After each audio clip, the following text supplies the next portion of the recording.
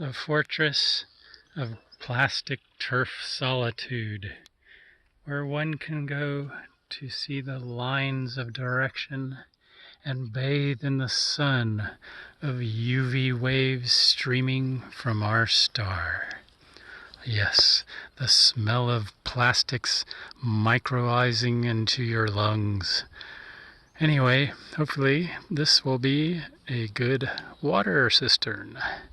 I've tied thousands, maybe hundreds, tens maybe, of these wire twists to hold it back so it won't be coming forward in the wind and chafing the pond liner that I'm going to install. The inside actually looks better than the outside. These were a real pain to tie securely, to hold this back, but I think it'll be good. I'm going to spray this whole thing with paint so you won't see all these different colors, and these wires, they're going to flake, but there's only so much I can do. Anyway, this was a real pain, and I'm having doubts that it's going to hold. There are spaces in between the stronger panel and the weaker panel, but that's going to get pulled by the water. All the PSIs per square inch pushing on this backwards. I don't know if it's going to crack. I haven't even actually bolted these in together. It's just wired in. And surprisingly, I've been standing on these things and it's held. Crazy. Most of the weight is going to be outward, equally on both sides, not downward. So we shall see.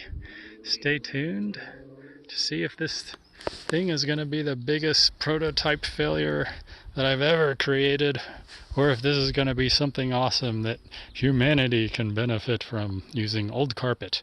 I would suggest using old carpet. This other stuff, this turf, it's heavy and it's got plastic all over, little fibers everywhere, smells of plastic. I would just coat carpet in concrete mortar slurry and use that, put that on the outside, the bottom of the carpet on the back, on this side, on the outside, and just coat it with the mortar slurry so it looks like ferrous cement or something. I think that would look a lot better. It's easier to source carpet and it's not as heavy.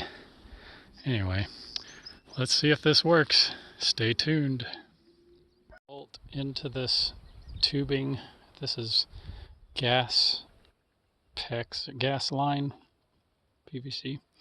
It's going to bolt into here, pinch the liner here, and squeeze this really tight all the way around. Put bolts about every foot or so. I think that'll hold the liner. And the lining of the ground is that underlayment for the turf. Seems to be really solid, and hopefully no rocks will poke through.